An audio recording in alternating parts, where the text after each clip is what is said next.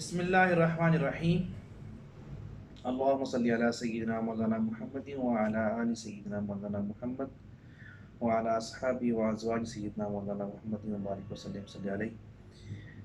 عزیز طلبہ و طالبات، ہم نے پچھلے لیکچر میں قرآن حکیم کے بارے میں کچھ چیزیں پڑھیں، قرآن پاک کا معنی، وحی کی تعریف، وحی کی اقسام، قرآن پاک سے بہت سے نام، قرآن معلومات، کچھ چیزیں ہم نے ڈسکس کی، مکی مدنی صورتیں۔ اور آج ہم پڑھیں گے قرآن کچھ مضامین کے بارے میں، لیکن اس سے پہلے قرآن اللہ تعالیٰ کی مقدس آخری لا ریب کتاب ہے، جس کی حفاظت کا ذمہ اللہ تعالیٰ نے اپنے ذمہ کرم پہ لیا ہوا ہے۔ قرآن پاک میں اللہ فرماتا ہے اِنَّا نَحْنُ نَزَّلْنَا الذِّكْرَ وَإِنَّا لَهُ لَحَافِظُونَ، بے شک ہم نے اس ذکر یعنی قرآن پاک کو نازل کیا ہے اور ہم ہی اس کی حفاظت کرنے والے ہیں۔ یہ بھی قرآن پاک کا ایک معجزہ ہے کہ 1400 سال گزرنے کے باوجود یہ عین اس شکل میں ابھی تک ہے، کوئی اس میں تحریف، کوئی رد و بدل نہیں ہو سکا، اور انشاءاللہ الرحمن کبھی نہیں ہو سکے گا، کیونکہ اللہ تعالیٰ کا وعدہ ہے کہ اللہ تعالیٰ نے اس کی حفاظت کا ذمہ اپنے ذمہ کرم پہ لیا ہوا ہے۔ قرآن میں اللہ فرماتا ہے لا یمسہ الا المطہرون، اسے صرف پاک لوگ چھوئیں۔ تو پاک ہونے کے لیے ہمیں باوضو ہونا چاہیے۔ تو وضو جو ہے اس کے کچھ اہم مسائل ہم ڈسکس کرتے ہیں کہ وضو کے فرائض کیا ہیں۔ قرآن پاک میں یہ آتا ہے وَإِذَا قُمْتُمْ إِلَى الصَّلَاةِ فَاغْسِلُوا وُجُوهَكُمْ وَأَيْدِيَكُمْ إِلَى الْمَرَافِقِ وَامْسَحُوا بِرُؤُوسِكُمْ وَأَرْجُلَكُمْ إِلَى الْكَعْبَيْنِ، جب تم نماز کے لیے قیام کا ارادہ کرو، نماز پڑھنا چاہو، تو پھر اپنے چہروں کو دھو لیا کرو۔ تو وضو کا پہلا فرض، وضو کے 4 فرض ہیں، پہلا فرض چہرہ دھونا،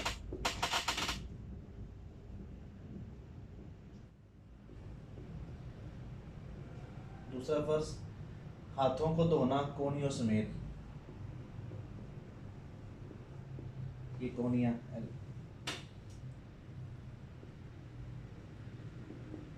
کونیوں سمیت۔ نمبر 3 سر کا مسح۔ نمبر 4 پاؤں دھونا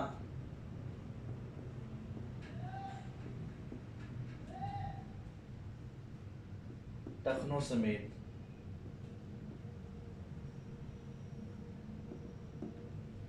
یہ وضو کے 4 فرض ہیں۔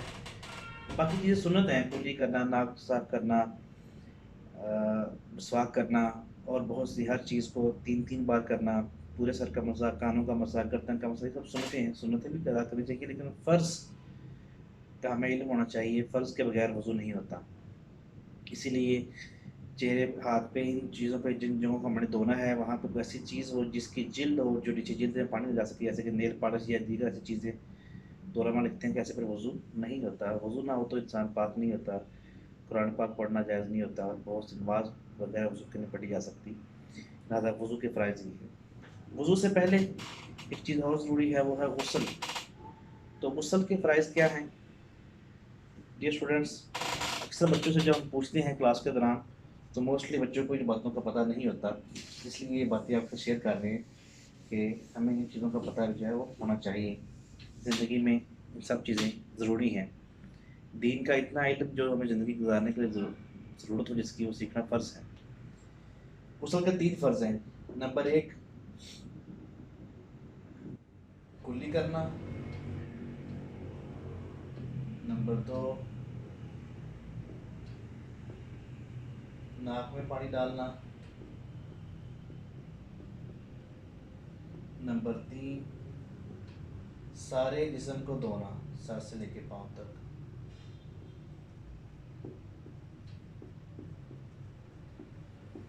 یہ 3 غسل کے فرض ہیں، ٹھیک ہے۔ اگر روزہ نہ ہو تو اچھی طرح کلی کرنا کہ حلق تک پانی جائے، روزہ نہ ہو اچھی طرح ناک میں پانی چڑھانا کہ جہاں تک سخت ہڈی ہے، نرم ہڈی کے بعد وہاں تک پانی پہنچے، اور ایسے ہی روزہ ہو تو پھر ہلکا پھلکا لائٹ سے کلی کر لیں، لائٹ سا پانی چڑھائیں تاکہ اندر حلق میں نہ چلا جائے، اور باقی سارے بدن پہ پانی بہانا کہ جسم کا ایک حصہ بال برابر بھی خشک نہ رہے، یہ غسل کے فرائض ہیں۔ ٹھیک ہے جی، تو یہ چیزیں آپ یاد کیجیے گا، آپ کی زندگی میں کام آئیں گی۔ تو عزیز طلباء طالبات، ہم نے قرآن پاک کی مکی مدنی صورتوں کے بعد ہم قرآن پاک کے جو اہم مضامین ہیں ان کو ڈسکس کرتے ہیں۔ تو سب سے پہلے ہم عقائد پہ بات کریں گے، تو سب سے پہلے عقیدہ توحید۔ توحید کیا ہے؟ توحید کا لفظی معنی ہے اکیلا، ایک ہونا، یکتا، واحد ہونا۔ ٹھیک ہے، اصطلاحی معنی اللہ تعالیٰ کو اس کی ذات، اس کی صفات اور اس کے صفات کے تقاضوں میں ایک ماننا۔ لہذا اللہ تعالیٰ ایک ہے، اس کا کوئی ہمسر نہیں، اس کی کوئی اولاد نہیں، اس کا کوئی بیٹا نہیں، اس نے کسی کو جنا نہیں، اس کو کسی نے جنا نہیں، نہ اس کا کوئی باپ نہ ماں ہے، نہ اس کی کوئی بیوی بیٹا بیٹی ہے، کوئی اس کا ہمسر نہیں۔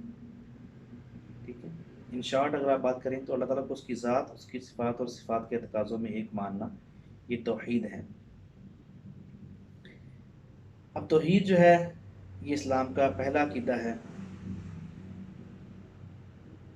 وہ ایک سجدہ جسے تو گراں سمجھتا ہے، دیتا ہے ہزار سجدوں سے آدمی کو نجات۔ ٹھیک ہے، توحید کا اپوزٹ جو ہے وہ شرک آتا ہے۔ اب اسی سے لوگ توحید کی 3 اقسام بھی بیان کرتے ہیں۔ توحید ڈیفینیشن ہم نے پڑھا کہ اللہ کو اس کی ذات میں ایک ماننا، تو کہتے ہیں توحید فی الذات۔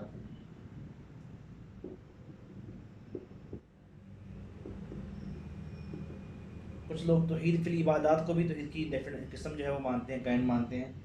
ٹھیک ہے، توحید عبادات، عبادت صرف اللہ تعالیٰ کی ذات کی۔ توحید فی الصفات،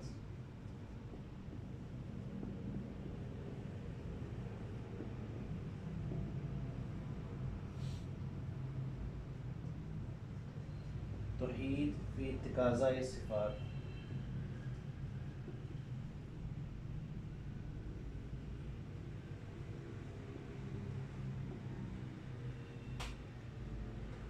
توحید فی ذات، اللہ تعالیٰ کو اس کی ذات میں ایک ماننا، قل هو اللہ احد، اللہ ایک ہے۔ توحید فی العبادات، عبادت صرف اللہ تعالیٰ کی ذات کی ہے، سجدہ صرف اللہ تعالیٰ کی ذات کو ہے، اللہ کے علاوہ کسی ذات کو سجدہ نہیں۔ ٹھیک ہے جی، توحید فی الصفات، توحید فی الصفات، جیسی صفات اللہ تعالیٰ کی ہیں ایسی صفات کسی اور کی نہیں ہیں۔ وہ خالق ہے، وہ قادر ہے، وہ رازق ہے، جیسی صفات اس کے ساتھ ہیں، وہ سمیع ہے، وہ بصیر ہے، وہ رحیم ہے، وہ کریم ہے، ایسی صفات کسی اور کی نہیں ہیں۔ توحید فی تقاضۂ صفات، اللہ تعالیٰ کو اس کی صفات کے تقاضوں میں بھی جو ہے وہ ایک ماننا۔ سورہ اخلاص پوری اس کی مثال ہے، لم یلد ولم یولد، اس کو کسی نے جنا نہیں، وہ جنا بھی نہیں گیا، اس کو کسی نے نہیں جنا، اس نے کسی کو نہیں جنا۔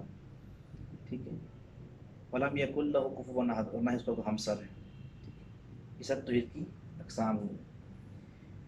تو توحید کے بہت ہی فوائد ہیں۔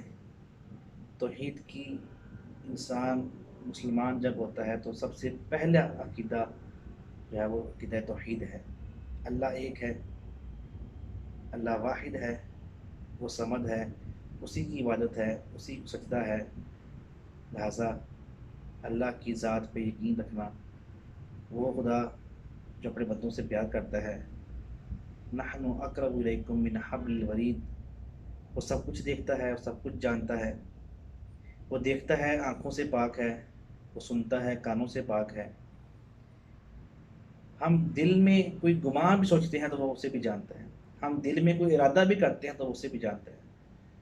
ان اللہ علیم بذات الصدور، اللہ تعالیٰ جو دلوں کے بھید ہیں ان کو بھی جانتا ہے۔ ساتھ گہری سے گہری کھٹائیوں میں جا کے کچھ کر لیں تو مالک اسے دیکھ رہا ہے۔ اللہ کی توحید پہ ایمان ہونا بہت ضروری ہے۔ آج کل مسجد میں یہ ہر جگہ لکھا ہوتا ہے خبردار آپ کو کیمرے کی آنکھ دکھ رہی ہے، تو ہمارے لوگ بہت محتاط ہو جاتے ہیں لیکن ہمیں رب تعالی ہمارا خالق مالک دیکھ رہا ہے، اس کے باوجود ہم اس کی پرواہ نہیں کرتے۔ اللہ تعالیٰ کی ذات سے دعا ہے اللہ تعالیٰ ہمیں صحیح معنوں میں توحید پہ عمل کرنے کی توفیق عطا فرمائے۔